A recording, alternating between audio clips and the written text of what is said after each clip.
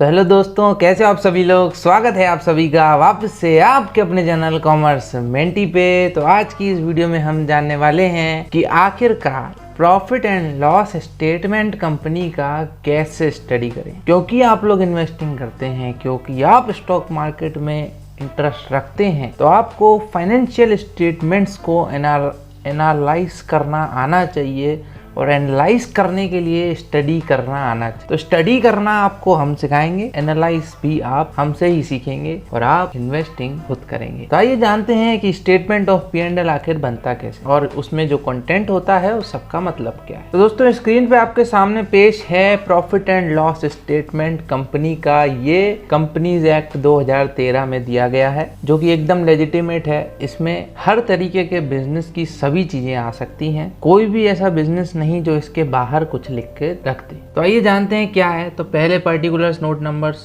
वगैरह तो आपको मालूम है क्या होता है। ये नोट नंबर होता है कि नोट नंबर, ये लिखा है नोट नंबर। नोट नंबर में बताया जाता है डिटेल में जो भी आइटम्स लिखे हैं, इन सबकी डिटेल्स जो है नोट्स में दी जाती है नीचे, तो उसका नंबर लिख दिया जाता है इधर। और यहाँ पे करेंट ईयर के चीजें लिखी जाती हैं इस कॉलम में, और यहाँ पे प्रीवियस ईयर की चीजें लिखी जाती हैं ताकि फाइनेंशियल स्टेटमेंट में कंपेरिजन करना आसान हो जाए। सबसे पहले तो आता है, आप सिंपल समझो कि प्रॉफिट एंड लॉस में या तो हम प्रॉफिट निकालेंगे या लॉस निकालेंगे। तो प्रॉफिट और लॉस आखिर निकलता कैसे है कंपनी जितना पैसा लाती है उसमें से थोड़ा खर्च कर देती है और जो बच जाता है वो होता है उसका प्रॉफिट। तो यही कुछ ऐसे प्रिंसिपल पे काम करती है। तो सबसे पहले पैसा आता है रेवेन्यू फ्रॉम ऑपरेशन, जो कंपनी के रोजमर्रा के काम है, जो उसका मेन काम है, उससे ऑपरेशन करके जो रेवेन्यू आता है उसको रेवेन्यू फ्रॉम ऑपरेशन कहते हैं। आमतौर पे इसे नेट सेल्स भी कहा जाता है और इसे टर्नओवर भी कहा जाता है। उसके बाद दूसरा है अदर इनकम। अदर इनकम में जो भी अलग से जो इनकम आ रही है ऑपरेशन ना करके, जैसे मान लो किसी कंपनी ने कहीं इन्वेस्ट कर रखा है तो उस पर इंटरेस्ट आ रहा है, कहीं पे कोई प्रॉपर्टी दे रखी है, यहाँ से रेंट आ रहा है। कंपनी जो है अलग अलग चीज़ों से भी पैसा कमा सकती है, जरूरी नहीं है किसी को काम से ही पैसा कमाए, अपने और भी चीज़ों से वो पैसा कमाती है, तो वो आता है अदर इनकम में। उसके बाद टोटल रेवेन्यू इकट्ठा हो जाता है, 1+2 हम कर देते हैं। उसके बाद एक्सपेंसेस में हम आते हैं। तो एक्सपेंसेस में सबसे पहली चीज है कॉस्ट ऑफ मटेरियल कंज्यूम। ये क्या होता है भाई, कोई भी कंपनी अगर प्रोडक्शन करती है और जैसे आपने कोई सामान बना रहे हो तो आपका कितना माल जो है कंज्यूम हो गया उसको बनाने में, उसको हम कहेंगे कॉस्ट ऑफ मटेरियल कंज्यूम्ड। कोई चीज बनाने में आपका कितना माल कंज्यूम हो गया वो हो गया कॉस्ट ऑफ मटेरियल कंज्यूम। दूसरा है purchase of stock in trade. Purchase of stock in trade क्या होता है, देखो आपने कोई भी सामान खरीदा स्टॉक के तौर पे जो कि आपको आगे बेचना है, तो वो हो गया परचेज। तो ये भी आपका खर्चा है, तो आप ये भी डाल देंगे एक्सपेंसेस में। तीसरी चीज आती है change in inventory of finished goods, work in progress and stock in trade. भैया ये क्या है, देखो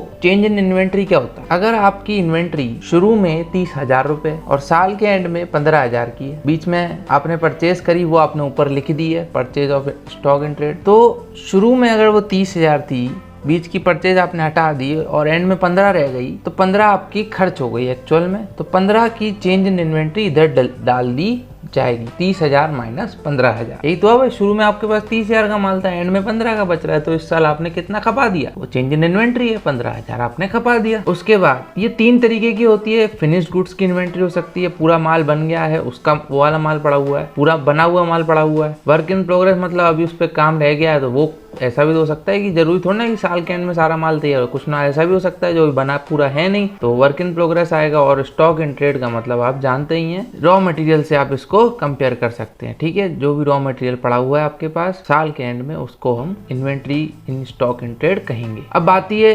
एम्प्लॉय बेनिफिट एक्सपेंस। के नाम में लिखा है कि एम्प्लॉय को बेनिफिट करने के लिए जो एक्सपेंस हैं, जैसे सैलरी, बोनसेस, प्रोविडेंट फंड वगैरह, ये सारी चीजों के खर्चे यहाँ पे आ जाते हैं। उसके बाद फाइनेंस कॉस्ट। कंपनी को पैसा एक्वायर करने के लिए जो पैसे पे करने पड़ते हैं उसको बोलते हैं फाइनेंस कॉस्ट। जैसे कि कंपनी ने डिबेंचर इशू करे तो उस पर इंटरेस्ट देना पड़ेगा, लोन लिया तो उस पर इंटरेस्ट देना पड़ेगा, तो ये हो गई उसकी फाइनेंस कॉस्ट। इसमें हम डिविडेंड्स नहीं लेते, ठीक है। डिविडेंड जो है टैक्स पे करने के बाद दिया जाता है, वो ओनर्स की इनकम होती है, ठीक है। उसके बाद डेप्रिसिएशन एंड अमोर्टाइजेशन एक्सपेंसेस क्या होता है। अब देखो कोई भी सामान अगर पड़ा हुआ है, कोई भी मशीन पड़ी हुई है बिजनेस के पास, तो जरूरी थोड़ा ना जितने की उसने खरीदी थी साल के एंड में भी उतनी की रह जाएगी, है ना, उसमें उसकी वैल्यू कम होगी। तो वो एक खर्चा है, तो उस खर्चे को दिखाना पड़ता है यहाँ पे, उसको हम बोलते हैं डेप्रिसिएशन। और कोई भी इनटेंजिबल असेट, यानी कोई जो असेट दिखती नहीं है, ऐसी कौन सी असेट, जैसे पेटेंट हो गया, गुडविल हो गई, तो मान लो बिजनेस ने कोई कांड कर दिया इस साल, तो उसकी गुडविल में थोड़ी कमी आ गई, तो उससे अमोर्टाइज करना पड़ेगा और वो आपका एज अ खर्चा रिकॉर्ड हो जाएगा P&L में। अभी गुडविल कैलकुलेट कैसे होती है, इसका प्रोसीजर है और हो सकती है कैलकुलेट, सब पॉसिबल है। और जो भी खर्चे ऊपर नहीं हो पाए और जो बच गए वो आ जाएंगे अदर एक्सपेंस। जैसे बैड डेब्ट्स होते हैं, जानते हो आप, कोई आदमी हमारा पैसा लेके रफू चक्कर हो गया, मिल नहीं रहा, या कंगाल हो गया, तो अब हमारा पैसा मर गया, तो वो हमारा खर्चा हो गया, तो अदर एक्सपेंसेस में वो खर्चे आ जाएंगे। तो उसके बाद जब हम टोटल एक्सपेंसेस में, टोटल रेवेन्यू में से टोटल एक्सपेंसेस माइनस करते हैं, तो हमारे पास प्रॉफिट आता है। एक्सेप्शनल आइटम्स और एक्स्ट्रा ऑर्डिनरी आइटम्स को माइनस करने से पहले वाला प्रॉफिट आता है। उसके बाद हम ये दोनों चीजें माइनस कर देते हैं। एक्स्ट्रा ऑर्डिनरी आइटम माइनस किया, उसके बाद एक्सेप्शनल आइटम माइनस किया, उसके बाद प्रॉफिट बिफोर टैक्स आ गया। अभी टैक्स नहीं कटा है इससे, अभी प्रॉफिट बिफोर टैक्स है। इसके बाद टैक्स हम पे कर देंगे। टैक्स हो गया करंट टैक्स और डेफर्ड टैक्स। डेफर्ड टैक्स कोई बचा हुआ टैक्स पहले का, वो आज पे कर रहे हैं, और करंट टैक्स वो टैक्स होता है जो हम इस साल पे कर रहे हैं। उसके बाद हमारा प्रॉफिट आएगा कंटिन्यूइंग ऑपरेशन से, यानी आपने जो बिजनेस करते हो उससे आपने कितना पैसा कमाया। अब कंपनी जो है, कभी कभार ऐसा होता है कि उसने ऐसा कोई बिजनेस डाल रखा है जिसमें काम नहीं चलता, पर उससे छोटी मोटी कमाई हो जाती है, हल्की फुल्की। ऐसा होता है, अक्सर होता है। जैसे कुछ कंपनीज होती हैं, जैसे नीरव मोदी की कई सारी कंपनीज थी, वो ऐसे ही करता था, वो डिसकंटिन्यू ऑपरेशन से वो कंपनियां बंद थी, लेकिन वहां पे पैसों का लेन देन चलता रहता था और मनी लॉन्ड्रिंग करता था, तो उससे कमाई करता था। तो वो यहाँ पे दिखाता नहीं था, कमाई करता था लेकिन दिखाता नहीं था, ताकि टैक्स पे ना करना पड़े। तो इसलिए ये प्रोविजन भी आ चुका है। प्रॉफिट फ्रॉम डिसकंटिन्यूइंग ऑपरेशन, जो ऑपरेशन आपने बंद कर दिया, अगर उससे भी कोई प्रॉफिट हो रहा है तो उसको भी यहाँ डालो। अब कमाई करोगे तो टैक्स भी देना पड़ेगा, तो टैक्स अब दो ने। उसके बाद आपका प्रॉफिट फ्रॉम डिसकंटिन्यू ऑपरेशन आएगा। अब अगले कॉलम में जो आप काम करते हो, जो आप काम नहीं करते हो, दोनों के जो प्रॉफिट हैं उन दोनों को ऐड कर लो, और उसके बाद आपका प्रॉफिट निकल जाएगा इस पीरियड का। और उसके बाद लिखा हुआ है अर्निंग पर इक्विटी शेयर, यानी आपने, आपकी कंपनी में मान लो 10 लाख लोग रहते हैं, आपका 1 करोड़ का प्रॉफिट हुआ है, तो अर्निंग पर शेयर कितनी हुई, 10 रुपए की, यानी 1 करोड़ डिवाइडेड बाई 10 लाख लोग। तो ये हो गई अर्निंग पर शेयर, और ये हो जाता है यहाँ पे प्रॉफिट एंड लॉस अकाउंट खत्म। आशा करता हूँ आपको समझ में आई होगी। पहले क्या था, रेवेन्यू था, उसके बाद खर्चे माइनस हुए, उसके बाद प्रॉफिट निकला, उसके बाद एक्स्ट्रा ऑर्डिनरी आइटम माइनस हुए, उसके बाद एक्सेप्शनल आइटम माइनस हुए, उसके बाद प्रॉफिट निकला, उसके बाद टैक्स माइनस हुआ उसमें से, उसके बाद डिसकंटिन्यू ऑपरेशन से प्रॉफिट निकला, फिर उसमें से टैक्स माइनस हुआ, फिर profit from continuing operation, profit from discontinuing operation को ऐड कर दिया गया।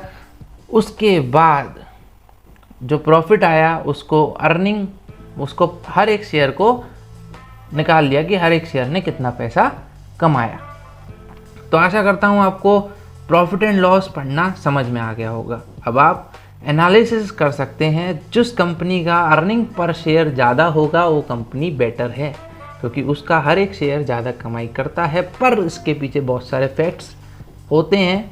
नॉर्मली ये माना जाता है, किसी की मान लो अर्निंग शेयर कम है तो उसकी तो अर्निंग पर शेयर ज़्यादा निकल जाएगी, तो ये भी आपको देखना पड़ेगा। ठीक है, तो आशा करता हूँ आपको समझ में आया होगा। Thank you so much for watching, bye bye. मिलता हूँ आपसे अगली वीडियो में ऐसे ही कोई कमाल के एजुकेशनल टॉपिक के साथ। Thank you for watching, bye bye.